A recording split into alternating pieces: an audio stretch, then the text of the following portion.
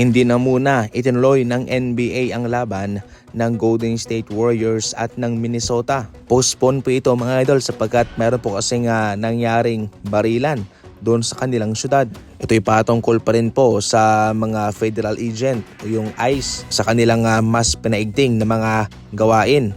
At ayon pa sa impormasyon, ito na yung pangatlong beses na mayroong binaril sa buwang ito sa syudad ng Minnesota.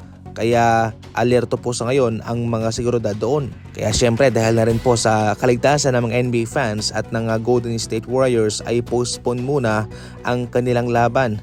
Pero hindi naman po ito matagal dahil bukas po ang resume ng kanilang laban mga idol sa oras na 6:30 Philippine time. Kaya sa mga nagtatanong dyan, bakit nga ba walang laban ang Golden State Warriors at ang Minnesota? Ito po yung rason mga idol. Postpone muna ng isang araw. Tatlong superstar naman sa ngayon ang bagong na-injured sa NBA. Itong si Devin Booker. Nagkaroon siya ng right ankle injury mga idol. 4 to 6 weeks ang kanyang recovery process. 1.5 months po ang hihintayin nitong si Devin Booker para makabalik. Pero syempre hindi po nangangahulugan na pagkatapos ng 1.5 buwan ay okay na.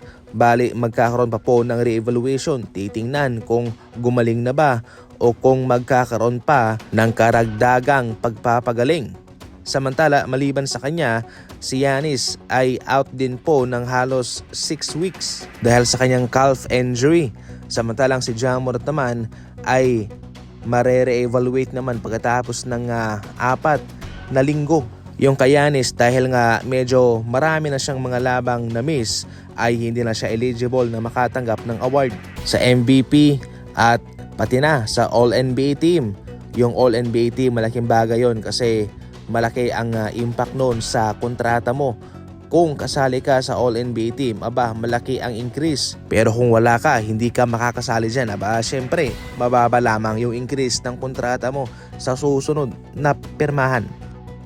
Sa ibang balita naman, ayon mismo kay Shams ng ESPN, mukhang tayo'y nanunood na ng huling yugto ng relasyon nitong si LeBron James at sa kanyang relasyon sa Los Angeles Lakers.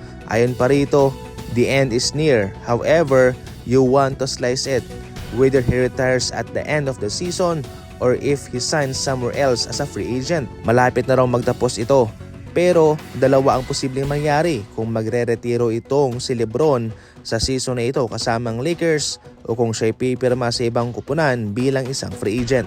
Sa ngayon nga ho ay bibisita sina Rich Paul at LeBron sa kanilang governor na si Jeannie Buss at kanilang pag-uusapan yung mga balitang lumalabas para linawin na ang lahat ng ito. At yan po ang ating inaabangan. Sa ngayon, marami ang pabor na tapusin na lamang ni LeBron ang kanyang career sa Lakers.